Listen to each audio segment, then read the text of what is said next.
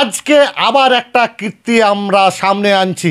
নির্যাতিতা যিনি, হ্যাঁ, সেই নির্যাতিতার ডিভোর্সের ক্ষেত্রে কার্তিক মহারাজের একটা গুরুত্বপূর্ণ ভূমিকা। উনি দাঁড়িয়ে থেকে নির্যাতিতার ডিভোর্স করান এবং তারপর ওনাকে ফুঁসলিয়ে বাড়ি থেকে নিয়ে এসে আশ্রমে চাকরি করতে বাধ্য করান। হ্যাঁ, এমনই বিস্ফোরক তথ্য উঠে আসছেন এবং সেই তথ্য জানাচ্ছেন নির্যাতিতার বাবা আমার সঙ্গে যিনি আছেন। ভারতের আইন অনুযায়ী নির্যাতিতাই হোক বা নির্যাতিতা পরিবারের হোক, কারোর নাম এবং তাদের মুখ আমরা দেখাতে পারবো না। তার জন্য দুঃখিত। নির্যাতিতা নাম, নির্যাতিতার বাবার নাম, তাদের মুখ, তাদের পরিচয় আমরা কিছু দেখাচ্ছি না। আজকে আপনারা এপিসোডটা পুরোটাই দেখবেন, তার কারণ এখানে শুধুমাত্র যে কথাটা বললাম এটাও নয়, সঙ্গে নির্যাতিতা যে পরিবার, সেই পরিবারের সঙ্গে আশুতোষ মুখোপাধ্যায়, শ্যামাপ্রসাদ মুখোপাধ্যায়, তাদের পরিবারের আত্মিক একটা পারিবারিক একটা সম্পর্ক আছে এবং তার পরিবারের বাবা থেকে মা, ভাই, তারা কিন্তু প্রত্যেকজন বিজেপি RSS এর একজন নেতৃত্ব নেতা। এবং যেখানে বাড়ি নওদার পাটিকা বাড়ি, সেখানে কিন্তু এই নির্যাতিতার বাবা উনি পুরো ওই বিধানসভাটা বিজেপির পরিচালনা করেন। হ্যাঁ, এমনই ভয়ঙ্কর সব তথ্য আজকে আপনাদের কাছে সামনে আনবো এবং আরও তথ্য আছে। নির্যাতিতার ভয়েসের অবিকল নকল করে মার্কেটে ভয়েস একটা ছাড়ানো হচ্ছে, সেটা নাকি ওনাকে জোর করে কেউ করিয়েছেন এবং উনি সেটা বাধ্য হয়েছেন টাকার বিনিময়ে। এই সমস্ত বিভিন্ন রকম তথ্য, সেই সব তথ্য আজকে আপনাদের ফাঁস করতে চলে এসেছি। আবারও পুরো এপিসোডটা আপনারা দেখবেন। আপনার যে বাড়ি নওদার পাটিকা বাড়ি, আমি যতটা জানি যে আপনি ওখানে পুরো বিধানসভাটা বিজেপির ওখানে পরিচালনা আপনিই করেন, আপনার দিয়ে পরিচালিত হয়, এটা কি সত্যি? হ্যাঁ, গত পঞ্চায়েত ইলেকশন পর্যন্ত আমি বিধানসভার কনভেনার ছিলাম 2023 পর্যন্ত। 23-এ যে পঞ্চায়েত নির্বাচন, সে আমি তার বৈতরণী আমি পার করি নওদা বিধানসভায়। 80 সাল থেকে বিজেপি করে আসছি এ যাবৎ 2025 পর্যন্ত। আপনার স্ত্রীও তো বিজেপি করেন দীর্ঘদিন থেকে, উনিও বিজেপি করেন 1980 সাল থেকে। 2003 সালে নওদা জেডপি 37-এর জেলা পরিষদের প্রতিদ্বন্দ্বী প্রার্থী ছিলেন বিজেপির। তার মানে পরিবারটাই বলতে পারি যে বিজেপি। এবং শোনা যাচ্ছে নাকি আপনাদের পরিবার আশুতোষ মুখোপাধ্যায় বা শ্যামাপ্রসাদ মুখোপাধ্যায়, যিনি বিজেপিকে এনেছিলেন বলতে গেলে এই পশ্চিমবঙ্গে বিশেষ করে, হ্যাঁ, ষষ্ঠা, তাদের সঙ্গে আপনাদের পারিবারিক কোনো আত্মীয়তা আছে। সম্পর্কে আমার জামাইবাবু হচ্ছেন শ্যামাপ্রসাদ মুখার্জি পরিবারের চিত্ততোষ মুখার্জি। উনি ক্যালকাটা হাইকোর্টের প্রধান বিচারপতি ছিলেন, বোম্বে হাইকোর্টের প্রধান বিচারপতি ছিলেন, পরবর্তীতে উনি মানবাধিকার কমিশনের চেয়ারম্যান ছিলেন এবং তৎপরে রাজ্যপালের প্রধান উপদেষ্টা ছিলেন। আপনার মেয়ের এত কিছু শুনলেন মিডিয়ার, তার আগে আপনি এত কিছু জানতেন না, তাই তো? আমি এত কিছু জানতাম না, মানে আমার অজ্ঞাতেই এটা হয়েছে আর কি, যা কিছুই ঘটেছে। মেয়ের যে ডিভোর্স শোনা যাচ্ছে নাকি তখন কার্তিক মহারাজ উনি সরাসরি জড়িত ছিলেন ডিভোর্স করানোর জন্য, এটা কি সত্যি? উনি ডিভোর্সের নিয়ে প্রস্তাব নিয়ে আমার আশ্রমে গিয়েছিলেন, পাটকেবাড়ি শ্রী শ্রী মহাপ্রভু আশ্রম মন্দির, ওখানে গিয়েছিলেন। যখন উনি এই প্রস্তাব নিয়ে যান, আমি আমার এলাকায় মানুষ ডাকি, জনগণকে ডাকি, সেখানে জনগণে ক্ষুব্ধ হন এবং আমি সেখানে এতই ক্ষুব্ধ হয়েছিলাম, ওনাকে আমি মারধরও করতে গিয়েছিলাম, যার জন্যে উনি সেই পালিয়ে এসে উনি তার পরবর্তী সময় কিছুদিন পর আমার মেয়েকে ফুসলিয়ে ও আশ্রমে নিয়ে চলে আসে। চাণক্য নবগ্রামে, চাণক্যে দিয়ে ভারত সেবাশ্রম সংঘ ইয়ে আছে, মহিলা একটা স্কুল আছে, সেখানে চাকরি দেওয়ার নাম করে নিয়ে আসে। তারপরে আমার পুত্র এবং আমার স্ত্রীর ভাইয়ের পুত্র এবং আরও আমার শালিকা, ছোট শালিকা, এরকম 4-5 জন গিয়ে সেখান থেকে আমার মেয়েকে বুঝিয়ে সুঝিয়ে নিয়ে আসে। তারপরে আবার কেন প্রলোভন দিয়েছে, আবার সেখানে এনে গোড়াবাজারে আমার মেজ শালিকার বাড়িতে এনে রাখা হয়। সেখানে কিছুদিন থাকার পর কার্তিক মহারাজ পাশেই বাবুপাড়া, গোড়াবাজার বাবুপাড়ায় সরস্বতী শিশু মন্দির আছে, সেখানে এসে উনি আকড়া গাড়েন। সেইখান থেকে আমার মেয়েকে ফলো করে, সে কখন কোথায় কখন কি যাচ্ছে। সেইখান থেকে একদিন হঠাৎ করে আমার শালিকা বা ভাইরা ভাইয়ের অসাক্ষাতে নিয়ে চলে যায়, কার্তিক মহারাজ উঠিয়ে নিয়ে আবার চলে যায়। তখন আমি মনের ঘেন্নায় আর আমি মেয়ের সঙ্গে আর কোনো সম্পর্ক ততটা রাখি না, কিন্তু রাখি, আমি আর যাই না যে বারবার এরকম ফেরাতে চাই না।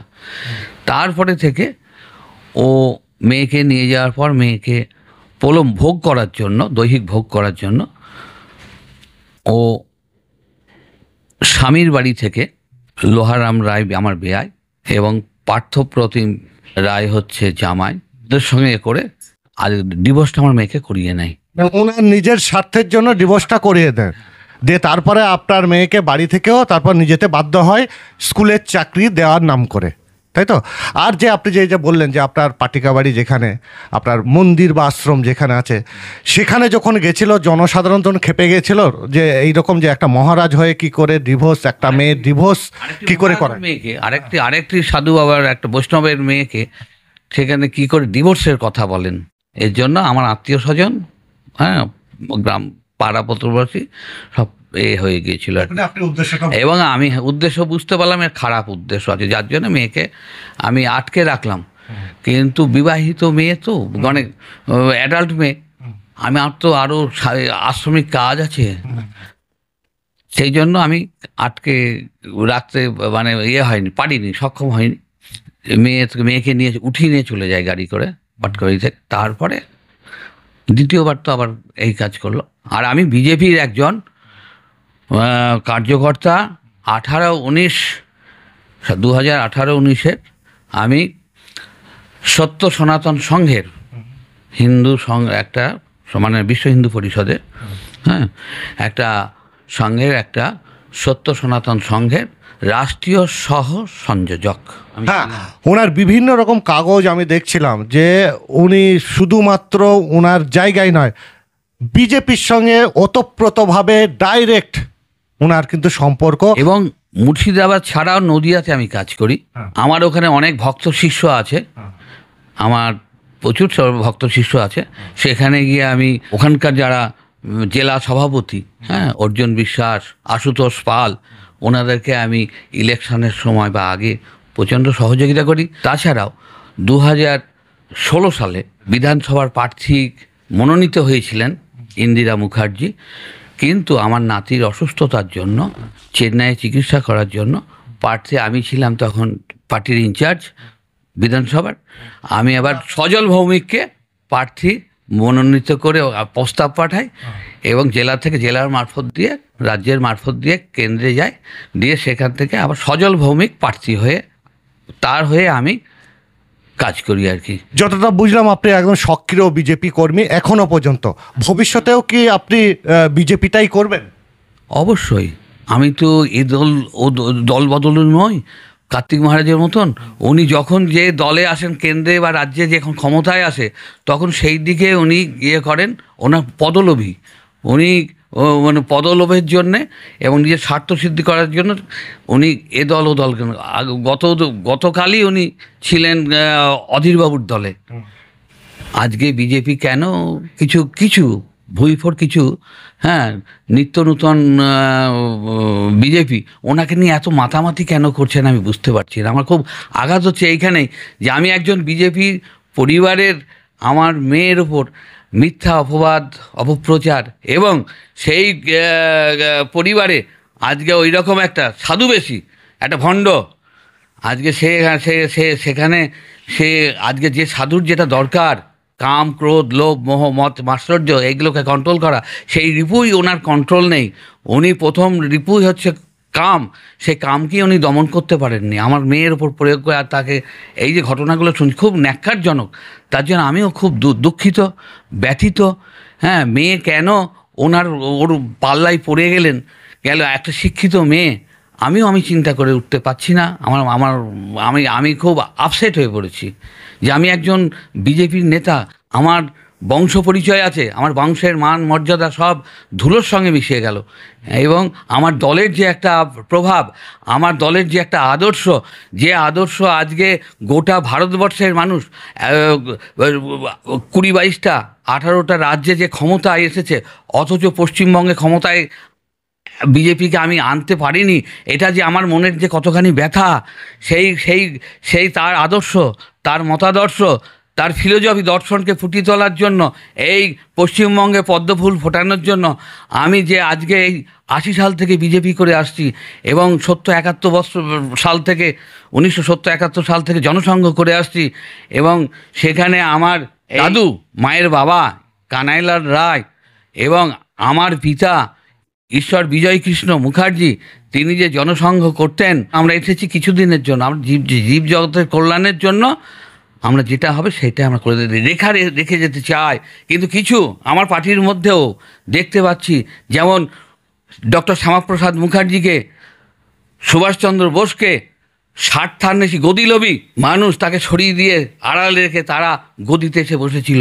সেই রকম আজকে আমার মতো মানুষকে, আজকে আমাদের মতো মানুষকে, নিঃস্বার্থ মানুষকে সরিয়ে দিয়ে কিছু এই যে কিছু দলবাজি করছে, একটু পার্টির মধ্যে যে একটা ক্লিকবাজি করছে, একটা অপবাদের চেষ্টা করছে, এটাও খুব ঘৃণ্য, যার জন্য আমি খুব ব্যথিত আছি। আপনার কথাই আসে যে বিজেপিকে কলঙ্কিত করছে এই জেলাতে থেকে।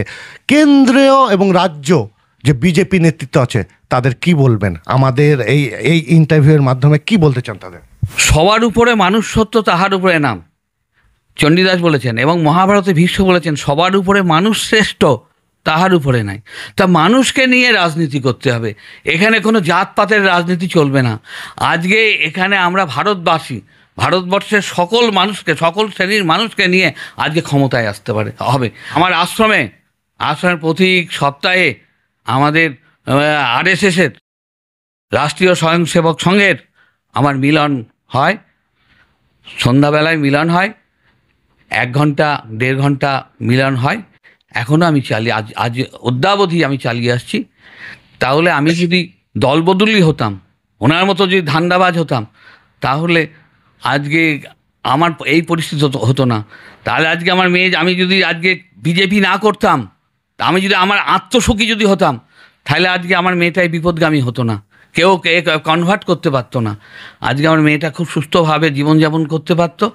যার জন্যে আজকে আমি এই বিজেপি করাতে, আজকে আমি সাভারার, আমার ফ্যামিলি, আমার সাভারার সেই ঘরের ঘরের মেয়ে হয়ে যে এইরকম একটা ভণ্ড সাধুর পাল্লায় পড়ে যাবে, এটা আমিও বুঝতে পারিনি। আমিও প্রথমে অবস্থায় নিয়ে এসেছিলাম, আমিও দীর্ঘদিন ধরে ওনার আশ্রমে যাই, দীর্ঘদিন ভারত আশ্রম বেলডাঙ্গা, সেখানে জগদ্ধাত্রী পূজাতে র্যালি হয়, সেখানে একটা আমার বাবা একটা প্রসেশন, সেখানে একটা সেই অর্ডার ভিত্তিতে, হাইকোর্টের ভগবতী প্রসাদ ব্যানার্জির অর্ডারের ভিত্তিতে ওখানে একটা প্রসেশন হয়, গৌরাঙ্গ মহাপ্রভুর যে জন্মোৎসব, হ্যাঁ, বসন্ত উৎসব, সেই বসন্ত উৎসবে উনি বেশ কয়েকবার এসেছেন আমার এখানে। কিন্তু উনি যখনই ওনার সঙ্গে আমার বিচ্ছেদ হয়, যখন উনি আমার মেয়ের ডিভোর্স নিয়ে এসে আমার আশ্রমে এসে যখন উনি প্রস্তাব দেন, তখনই আমি ওনার ওপর ক্ষিপ্ত হয়ে যাই। কারণ আমরা আজকে দেশের জন্য, আমরা নিজের জন্য কিছু করিনি, সামান্য এর জন্য স্বার্থ দেখিয়ে উনি আমার মেয়েকে ডিভোর্স করতে চেয়েছিলেন। বেশ, আমি প্রশ্নে আসি, একদম আপনার প্রশ্নের উত্তরটা পুরোটা পাইনি আমি। প্রশ্নটা হচ্ছে, কেন্দ্রীয় এবং রাজ্য নেতৃত্ব যারা বিজেপি এবং RSS, তাদের এই কার্তিক মহারাজ নিয়ে তাদের কি বলবেন? আমার চ্যানেলের মাধ্যমে, আমার এই ইন্টারভিউয়ের মাধ্যমে কি আপনি কি শাস্তিটা চান? মুর্শিদাবাদে যে বিজেপি এবং RSS তাদেরকে ক্ষতি হচ্ছে, এই যা পরিস্থিতি, এই পরিস্থিতিতে যদি আজকে বিজেপি রাখে, আমার দীর্ঘদিনের রাজনৈতিক এক্সপিরিয়েন্স বা অভিজ্ঞতার মাধ্যম দিয়ে আমি বলছি, এই সব ধরনের মানুষ যদি থাকে, অনেক হিন্দু ভোট নষ্ট হবে। আর আমার যে সংখ্যালঘু ভোট, সেই সংখ্যালঘু ভোট আমরা ওই ব্যালট বক্সে আমি আনতে পারবো না। বিজেপি যেটুকু ছিল সেটুকু চলে যাবে। কিছু মানুষ বলছে না, আপনি দেহ ব্যবসা করেন বা এই ধরনের একটা বিভিন্ন রকম বলার চেষ্টা করছে, সেটা তো শুনেছিলাম। আজকে আবার আমাদের নজরে এলো ভয়েস নকল করে আপনি নাকি টাকার লোভে কেউ আপনাকে বলা করিয়েছে কি, এই ধরনের একটা আপনার একদম অবিকল আপনার ভয়েসে, আপনি কি বলবেন? আমার নামে সব উল্টোপাল্টা রটানো হচ্ছে, এগুলো কোনো কথাই নয়। হ্যাঁ, আমি আজকে শুনলাম যে কেউ একজন আমার গলা নকল করে ফোনে বলেছে উল্টোপাল্টা, বলেছে যে আমি কার্তিক মহারাজকে ফাঁসাতে চাইনি, আমাকে টাকা দিয়ে জোর করে করানো হচ্ছে, বা আমার বাবা মাই নেই, এইসব উল্টো পাল্টা সব বলা হচ্ছে। মানে আপনার বাবা মা আপনার সঙ্গে নেই? আমার বাবা মা আমার সঙ্গে নেই, এইসব উল্টো পাল্টা ছড়ানো হচ্ছে। পুলিশকে আপনি জানিয়েছেন? হ্যাঁ, আমি পুলিশকে জানিয়ে দিয়েছি। হ্যাঁ, পুলিশকে জানিয়ে দিয়েছি, এবং তারা খুঁজে নেবে যে কোথা থেকে ফোনটা এসেছিল, তারা খুঁজে নেবেন এবং সেই মতন ব্যবস্থা করবেন। বাবা মা নেই তা না, এক বাবা মা, এই বাবা বসে আছেন, আপনাদের মাকেও দেখাবো, একসঙ্গেই বসে আছেন, আমার সামনেই বসে আছেন, বাড়িতেই এসেছি, সব কিছু আছে, কিন্তু হ্যাঁ একটা ভুল তথ্য ছড়ানো হচ্ছে। উনি কিন্তু পুলিশকে জানিয়েছেন, পুলিশ এবার সেই নাম্বার কোথা থেকে এসেছে, কে করছে, খোঁজ নেবেন। আচ্ছা, এখনো পর্যন্ত যে কোর্টে, আদালতে, হাইকোর্টে গেছে, এখনো পর্যন্ত যে বিচার প্রক্রিয়া হয়েছে, আপনি খুশি? হ্যাঁ, পুরোপুরি কমপ্লিট হবে, তারপরে আমি খুশি হব। আচ্ছা, যা কিছু হচ্ছে আপনার দেখে মনে হচ্ছে যে না ঠিক পথে যাচ্ছে? না, ঠিক পথেই যাচ্ছে সব, আশাবাদী, তাই তো? আমি আশাবাদী। অসংখ্য ধন্যবাদ। আর বেশি কথা বলবো না ওনাকে, তার কারণ অনেক প্রশ্ন করা হয়েছে হাইকোর্টে, সেখানেও করছেন, আমরা অনেক কিছু ওনার জন্য জেনেছি, আজকে যেটা ছিল ওনার কাছে জানলাম। আমাদের সঙ্গে আছেন নির্যাতিতার বাবা এবং মা তার মেয়ের জন্য কি বিচার চায়, কি চান। আপনার মেয়ে নিয়ে বিভিন্ন রকম রটছে যে আপনার মেয়ে নাকি বাজে, অনেকেই বলছে, তা কার্তিক মহারাজ এবং আপনার মেয়ের জন্য এই যে সম্পর্ক, আপনি কি বলবেন? আমি এখন চাই প্রশাসনের কাছে যে একটু ন্যায্য একটু বিচার চাই আমার মেয়ের জন্য, আর আমি কিছু চাই না। এটা যে সত্যি, এটা একটা প্রমাণ একটা চাই। মানে কোর্টের কাছে আপনি বিচার চাইছেন যে আপনার মেয়ের উপযুক্ত যেন বিচার, উপযুক্ত একটা বিচার চাই। কার্তিক মহারাজের সঙ্গে আপনাদের পরিবারের সম্পর্কটা কি রকম? ওখানে নাকি শোনা যাচ্ছে যে আপনাদের একটা ওখানে মন্দিরও আছে, যেটা মহাপ্রভু মন্দির মনে হয়, এবং ট্রাস্ট, সেই ট্রাস্টের নাকি কার্তিক মহারাজ উনি নিজেই ট্রাস্টে, এবং আপনারা তার জমি অর্থাৎ জায়গা দিয়েছেন, মন্দিরও নাকি গড়ে দিয়েছেন, তাই তো? হ্যাঁ, কার্তিক মহারাজকে ওনাকে ট্রাস্টি বোর্ডেই আছে প্রধান, ওনার নামই প্রথমে আছেন, 7 জনের আছে, ওনার নামই প্রথমে, ওনাকে আমরা বড় করে রেখেছি। তারপরে ব্যাপারটা কি দাঁড়ালো? ব্যাপারটা দাঁড়ালো যে পারিবারিক একটা সম্পর্ক, এবং সেই সম্পর্কের ফায়দা লোটার চেষ্টা করেছেন হ্যাঁ কার্তিক মহারাজ। আশুতোষ মুখোপাধ্যায়, শ্যামাপ্রসাদ মুখোপাধ্যায় মতো পারিবারিক সম্পর্ক, এবং সেই কালিমা লিপ্তটা করা হচ্ছে একটা অংশ থেকে। আপনি কি চান? যেটা অভিযোগ আসছে, এত বড় ক্ষতি যদি সব কিছু যদি সত্যি হয়, তা আপনি কি চান? ওনার সঠিক বিচার চাই, আইনত যে বিচার, সেই বিচারটা আমি চাই। এখনো পর্যন্ত আপনি বিজেপি আরএসএস এর সঙ্গে যুক্ত সক্রিয় কর্মী, সেই হিসাবে এই দলের ক্ষেত্রে কি চান? ওই রকম একটি কলঙ্কময় বা হিন্দু ধর্মের যে একটা, সাধু ধর্মের যে একটা কলঙ্ক, আমাদের সাধু ধর্মের কলঙ্ক, সেই জন্য ওই রকম মানুষ রাখলে আজকে বিজেপির প্রচণ্ড ক্ষতি হবে 2026 সালের ভোটে, বিশেষ করে আমার এই মুর্শিদাবাদে। যার জন্য থেকে ওই রকম মানুষকে এখান থেকে, দল থেকে সাসপেন্ড করাই উচিত। এটা আপনি বিজেপির নেতৃত্বের কাছে, রাজ্য নেতৃত্ব? তবেই ওনার মানে ওই সব মানুষের কাছ থেকে দূরে থাকলে, দল যদি দূরে থাকে, তবেই ক্ষমতায় আসতে পারবে। এতক্ষণ আপনারা সব শুনলেন।